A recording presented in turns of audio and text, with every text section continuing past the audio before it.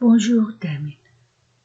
معكم مدامها أنا بالبرودكسيون إكريت يونيتي 3 باج 60-61. أنا بالتعبير الكتابي بالوحدة الثالثة صفحة 60-61. بالتعبير الكتابي عندي بالإكزرسيس A بيقول Votre école organise une semaine culturelle, remet les phrases en ordre pour compléter la lettre envoyée aux parents. مدرستك نظمت أسبوع ثقافي. أعد الجمل إلى ترتيبها الصحيح لإكمال الرسالة المرسلة إلى الأهل. أنا عندي هون une lettre. Regardez la forme de la lettre. شوفوا شكل الرسالة. دايما la date, le jour, le mois et l'année. بعد على اليسار بكتب لمين موجهة الرسالة، وبالأخير بكتب من أرسل الرسالة. عندي عبارة بالمقدمة دايما بتكون جاهزة بداية الرسالة، وفي عندي عبارة الختام، عبارة التحية وعبارة الوداع حسب الشخص المرسل له الرسالة. وشكل الرسالة دايما في عليها علامات، نرجع للأفكار نحكي عنهم بعدين. أنا عندي هون 5 فراز، 5 جمل من مرتبات، بدي رتبهم حسب معناهم حتى أكتب الرسالة تحت. نقرأ بالأول الجمل. Notre rendez-vous est le 21 décembre à 10 heures au collège. Théâtre, concert, exposition de peinture, etc.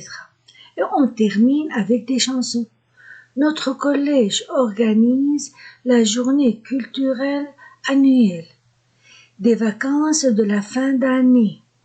Le programme vous propose beaucoup d'activités.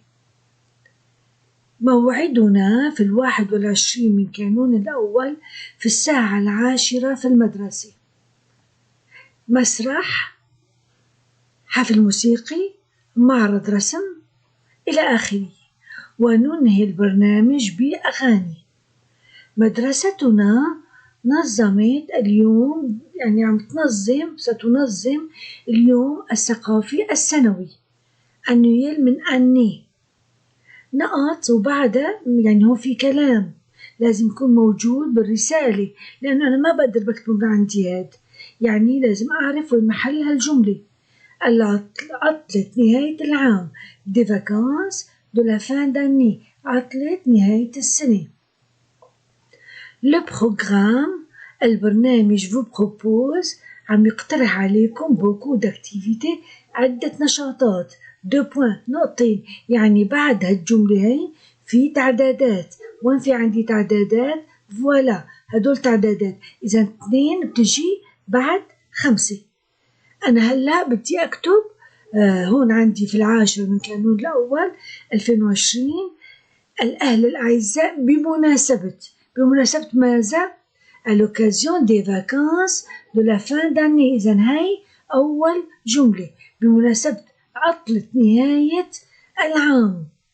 ما بقول فورا البرنامج، ولا بحط التعدادات، ولا بقول موعدنا هو كذا. لازم أقول بالأول، لازم أقول مدرستنا تنظم اليوم الثقافي السنوي.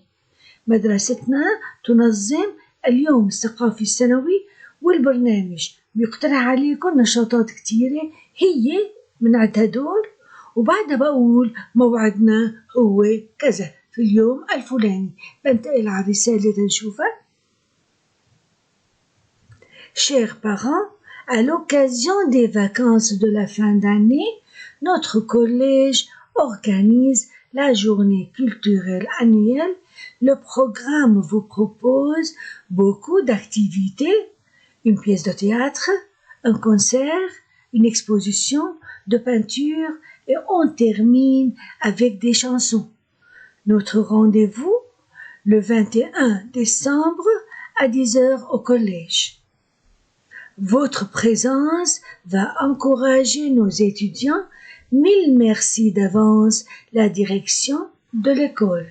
Voilà la date, التاريخ، اليوم 10، le jour, le mois, l'année نهار الشهر السنة 10 من كانون الأول 2020.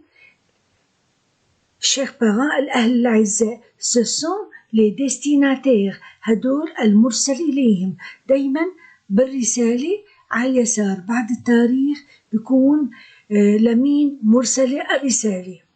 بمناسبة عطلة نهاية العام تنظم مدرستنا اليوم الثقافي السنوي.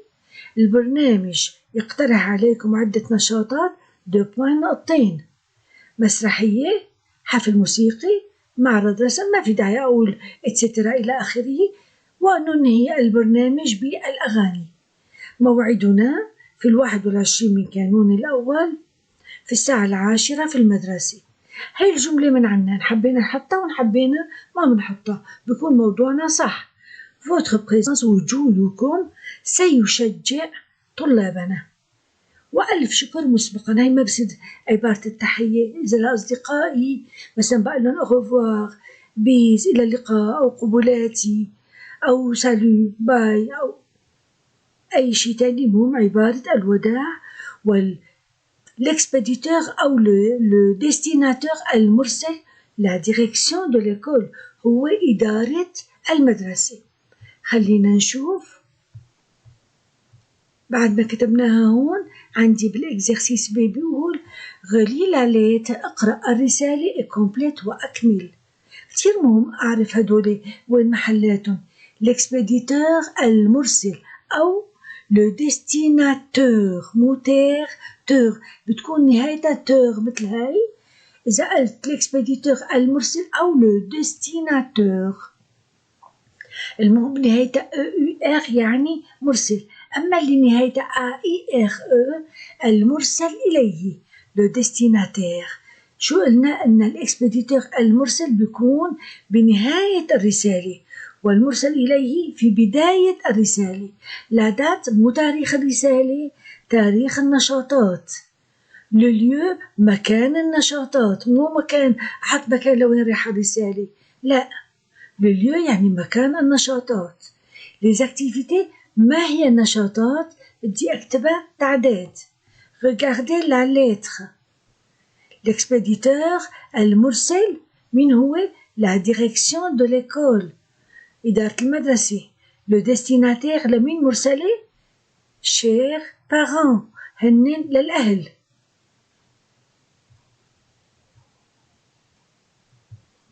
شو المطلوب مني بعدها؟ la date. la date هو le 21 décembre à 10 heures.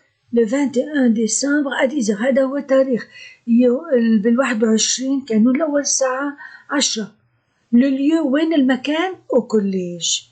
quelles sont les activités هن التعدادات théâtre, concert, exposition de peinture مبدأ etc. ممكن أحط بس des chansons أو بقول et on termine avec des chansons. سهل كتير بس مع التركيز. l'expéditeur la direction de l'école, le destinataire les parents, la date le 21 décembre à 10 heures, le lieu dans le collège, les activités une petite pièce de théâtre هون لازم بس théâtre مبدأ تياترال théâtre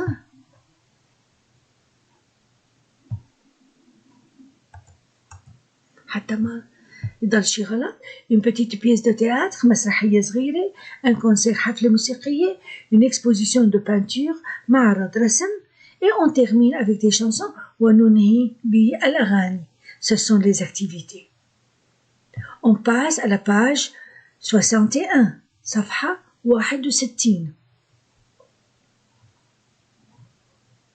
C.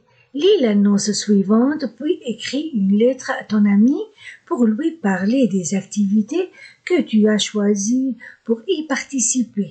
اقرأ العنوان التالي الإعلان التالي. هذا c'est une annonce هذا إعلان.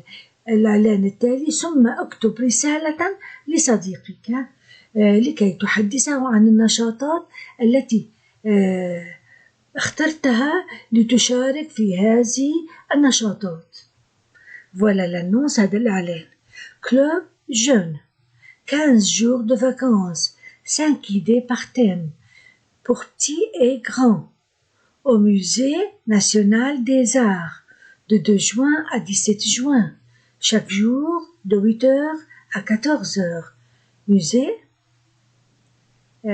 exposition, cinéma, théâtre, opéra, musique, littérature, numéro de téléphone, إيميل. لما بلاقي هون بين قوسين يعني بيقصدوا فيها أنا إذا كنت عم بكتب لصديق تونامي بدون ما بكتب هي، وإذا كنت عم بكتب لصديقة تونامي بشيل القوسين وبترك يعني هي علامة التأنيث. إذا كلوب جون هو نادي الشباب، 15 يوم عطلة، 5 idées par thème، 5 أفكار لكل موضوع، لكل في يعني كل شغلة يختاروا ولا يعملوه بهالنادي في عليها 5 أفكار. pour petit et grand للصغار والكبار، هي علامة التأنيث والإس علامة الجمع، يعني للصغار مذكر ومؤنث والكبار كمان مذكر ومؤنث. وموزي ناسيونال رح يصير هالشي في المتحف الوطني للفنون، وموزي ناسيونال ديزار المتحف الوطني للفنون. كان أيمت هذا لليو المكان، لا دات التاريخ دو 2 جوان à 17 جوان، من 2 حزيران ل 17 حزيران بكونوا صاروا 15 يوم. شاك جور وكل يوم هلا لوغ الساعة دو 8 من الساعة 8 à 14 للساعة 2 بعد الظهر. موزي، متاحف، اكسبوزيسيون، عروض، سينما، تياتر مسرح، أوبرا يعني معزوفة، أوبرا موسيقى، ليتراتور وأدب. هدول عندي موزي، تياتر وأوبرا وسينما وليتراتور. هدول هنن. أنا هلا بدي أكتب تحت، حط التاريخ وحط لمين لصديقي، وتحت بكتب اسمي أو بحط إنه أنا اسمي أو إنه أنا صديقك، يعني هذا لو ديستيناتور أو l'expéditeur، وهون لو ديستيناتير المرسل إليه، وهون لا دات، جوا ليز اكتيفيتي والرسالة بحد ذاتها. خليني انطلق للرسالة اللي أنا كتبتها. ما تاخدوا رسالتي، أنا قصت هون التاريخ، لازم نحط هون التاريخ، نحط مثلا ل 8 أوت 2020 مثلا، في 8 آب 2020.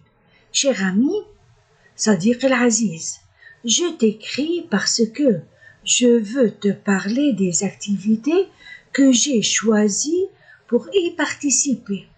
À l'occasion des vacances, le club jeune organise plusieurs activités au Musée national des arts.